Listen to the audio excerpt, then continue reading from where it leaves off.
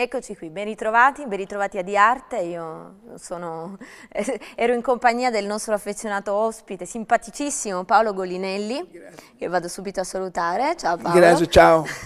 Allora Paolo, che dire, abbiamo parlato di molte cose nelle puntate precedenti, a parte il fatto che mi trovo benissimo a parlare con te, sei simpaticissimo. Grazie infinite, grazie. È veramente una piacevole conversazione, però a parte gli scherzi abbiamo parlato anche di cose serie, no? Non abbiamo solo scherzato, non abbiamo solo riso, abbiamo parlato dell'arte oggi, della situazione attuale delle mostre, e credo che tu insomma possa insegnare tanto, nel senso che è vero, non hai studiato, non hai fatto un percorso accademico, ma che dire, sono completamente d'accordo con te quando dici, beh, l'artista la fa l'esperienza, poi alla fine tu di esperienza ne hai avuto, perché Veramente l'artista, scusa se interrompo, dovrebbe farla in bottega, l'esperienza. più che in accademia. Sì, L'accademia è un fenomeno ultimo. Esatto, quello... Ma è la bottega d'arte che forgia gli artisti, pestare i colori, come facevano una volta, i colori, fare questo, preparare le tele, dare tutto, tutte le mestiche, tutto, e quello è l'importante. Erano delle aziende addirittura. Sì. Vabbè, tutti i maggiori artisti si sono formati in bottega, riproducendo, ricopiando. Il ragazzino che va a portare le cose, tutto. Sì, oggi decisamente c'è, l'abbiamo detto, un approccio più teorico e non ci torniamo, perché comunque non continuiamo a parlare di questo, però sarebbe davvero un tema davvero interessante. Oggi invece parliamo dei contenuti.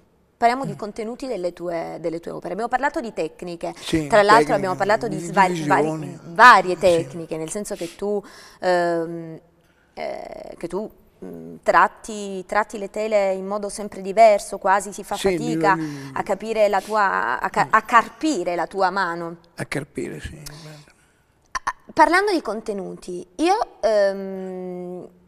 sono rimasta molto stupita leggendo dalla critica che tu che ti ha definito un artista sempre alla ricerca del mito. Del mito, sì. Cosa vuol dire questa cosa? Beh, il mito, cioè qualcosa di mitologico, di qualcosa che... È chiaro? Cioè ad esempio non solo le cose religiose, ma anche è di questo mito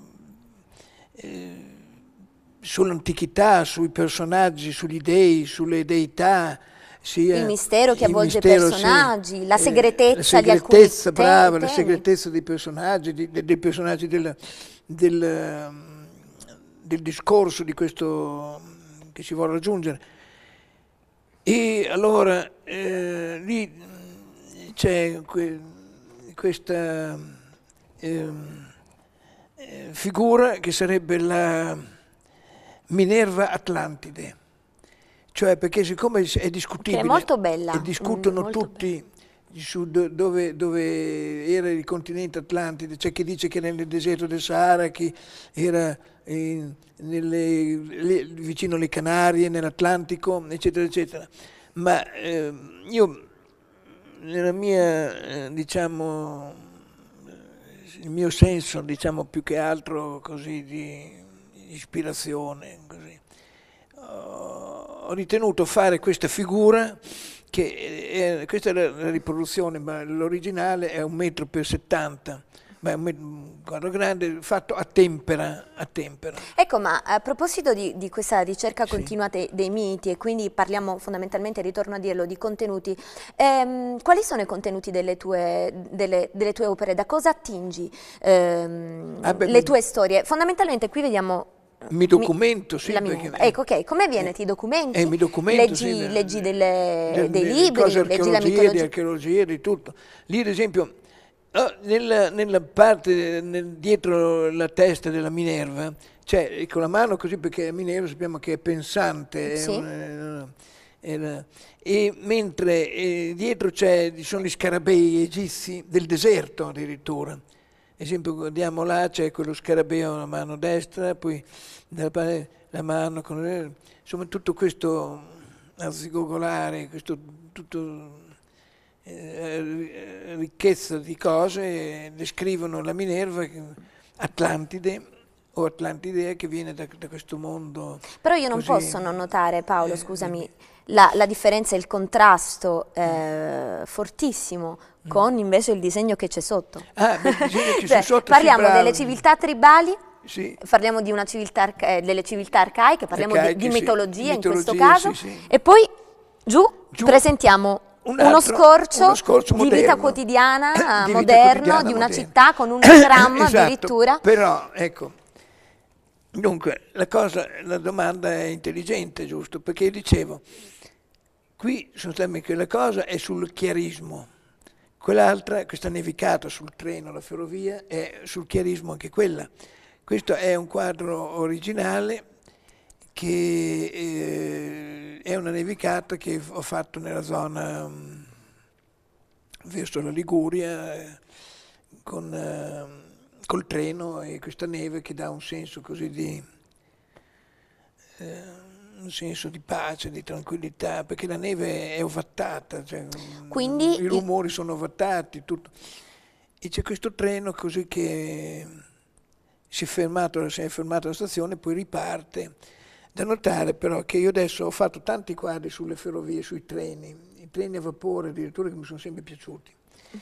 E penso in programmare in futuro, se in futuro ci sarà, di fare queste tante opere con i treni moderni, antichi, qualche cosa così, con queste stazioncine, e organizzare un filo di mostre in tante stazioni, o locali o non locali, sempre italiane, dove si vedono queste.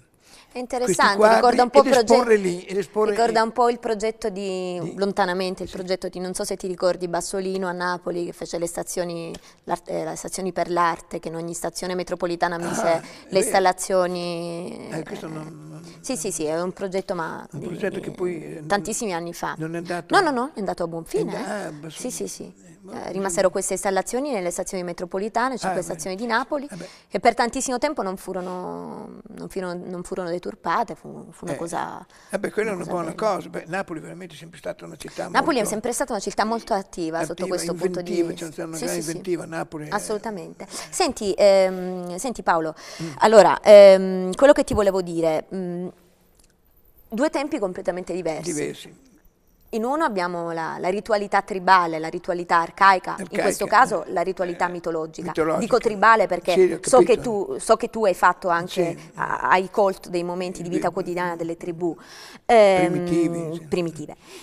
Sotto abbiamo invece una scena di vita, ripeto, continuo a dire quotidiana, uno scorcio che vediamo ogni giorno, quindi abbastanza moderno, insomma, intuibile al nostro occhio di contemporaneo.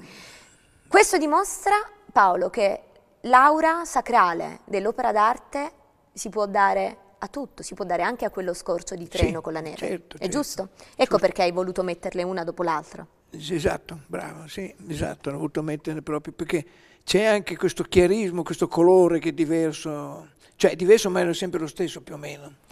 E poi, mentre sopra nella Minerva c'è un pensiero di civiltà antica, così, di questa Atlantide, che è questo continente scomparso, e lì pensai di fare appunto le deità atlantidee, cioè c'è la Minerva, poi un domani fare la Venere Atlantide, poi Giove Atlantide, insomma creare proprio. Insomma hai tantissimi progetti ancora da eseguire. Troppi progetti c'ho. E non sono mai troppi, magari comincio a trovare un ordine mentale per cui. Invece sotto c'è addirittura questo treno che porta in giro la gente che va, viene, parte. Sì, infatti è interessante questa associazione, è molto interessante, perché a primo acchito invece sembrano essere 2 cose completamente diverse, per questo torno a dire. Per questo torno a dire Paolo Golinelli che diciamo ha diverse mani, no? È artista poliedrico anche perché vado a prendere una cosa interessantissima che Paolo mi ha mostrato pochi minuti fa. Ed è un progetto, questo che ho tra le mani, è un progetto che è di un camino. Tu hai dipinto anche la ceramica, La ceramica, no? momento, allora, risaliamo la cosa. Io di ceramica non ho mai fatto niente, però questa è la prima ceramica che ho fatto. L'ho fatta perché un giorno, conoscendo la cara amica Anna Giargoni, che abbiamo avuto anche qui bravissima, ospite, eccetera, eccetera, e esperta di ceramica, di tutto, sì, e mosaico, tutto, mi ha aperto il suo studio e mi ha dato l'opportunità di usufruire dietro i suoi consigli, perché mi ha dato dei consigli, addirittura insegnamenti più che consigli, su come si tratta la ceramica. E questo è il progetto di un caminetto di ogni tassello è una mano. È la riproduzione di un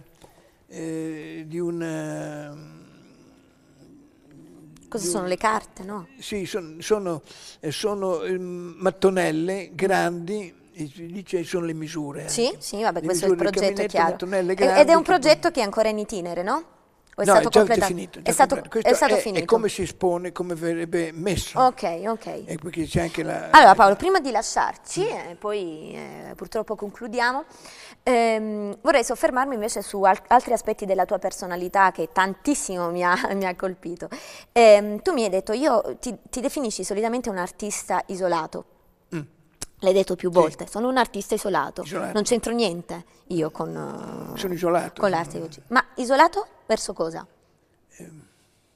Verso tutti, verso nessuno, perché siamo tutti isolati, poi sotto sotto c'è l'isolamento, ma però bisogna anche comunicare. Io penso anche di essere anche nel mio isolamento un comunicatore, ecco. Tu sei comunque una personalità che non si è adattata all'evolversi dei tempi, cioè si è adattata, non mi sono adattato, però a modo tuo, nel senso mio. si è adattata nell'arte, perché ricordiamo che tu sei andato avanti nel tuo percorso artistico, non hai praticato solo l'arte classica, anche le sperimentazioni sull'arte contemporanea le hai fatte, però nella vita quotidiana sei rimasto tale quale. Hai una versione nei confronti della tecnologia senza pari, perché mi hai detto, quando ti ho detto ma hai un sito, che comunque il sito è una vetrina importante per gli artisti di oggi, tu mi hai detto no, io il mio sito è il cavalletto, odio la tecnologia perché mi impedisce di dipingere. Brava, non posso stare lì a schiacciare i bottoni dello schermo quando devo dipingere, per me è tutto tempo rubato, devo fare il tratto. Ma non pensi che sia una visione troppo generalizzata? Non è generalizzata. Non pensi che invece se saputa, anche nell'arte, se saputa usare bene la tecnologia possa portare a benefici? No? Lo escludi a priori? Perché anch'io non sono molto per un abuso, per una divorazione della tecnologia, però penso che in molte cose sia stata sicuramente d'aiuto. Allora bisogna filtrare, okay. Cioè tenere la tecnologia che serve e via tutta l'altra, perché c'è tanta tecnologia in più, un surplus, perché con tutti i telefonini non puoi parlare con la persona, vai sul treno, tutti sono con l'affare lì che guardano. No, quello assolutamente sono d'accordo, è proprio astrazione oggi la tecnologia, però ecco, penso che se la si usa bene. Sì, bisogna usarla bene, ma però bisogna usarla con discrezione. Ecco. E della tecnologia in arte? Cioè dell'arte che utilizza la tecnologia? Web art, mail art, tutte queste forme d'arte contemporanea, che ne pensi? Oddio, già sono già spaventata. Ci sarà anche del buono anche lì, adesso non voglio demonizzare tutto, però bisogna vedere come si filtrano queste cose, insomma, bisogna filtrare tutto, vedere, accettare, distruggere, insomma è un periodo un po' complesso questo, però adesso si ritorna, secondo me, un po' ai ranghi... All'originario. Si deve tornare per forza, già si sta già facendo. Ma sai, poi alla fine è tutto un percorso ciclico, si ritorna sempre come la moda, no? Ecco, che ritorna i corsi di Giambattista Vico. Esatto, si ritorna sempre al punto di partenza, si recuperano sempre... Sul luogo del delitto. Si ritorna sempre sul luogo del delitto. Come te, che sei tornata a Bologna. Di fatto la critichi tanto, però qui stai, no? Critico Bologna, però al momento io sono... della pittura bolognese, esatto. e poi Romagna, sono romagnolo, mi Esatto, piace quindi star questo qua, è il tuo territorio. possibilmente in campagna. Benissimo, io ti auguro Grazie il infinite. meglio, sono felice davvero di averti avuto qui, ti saluto. E anch'io tanto saluto piacere. il nostro pubblico a casa, vi rimando all'appuntamento della prossima settimana, sempre di arte, sempre allo stesso orario, con un artista diverso. Ciao a tutti. Grazie.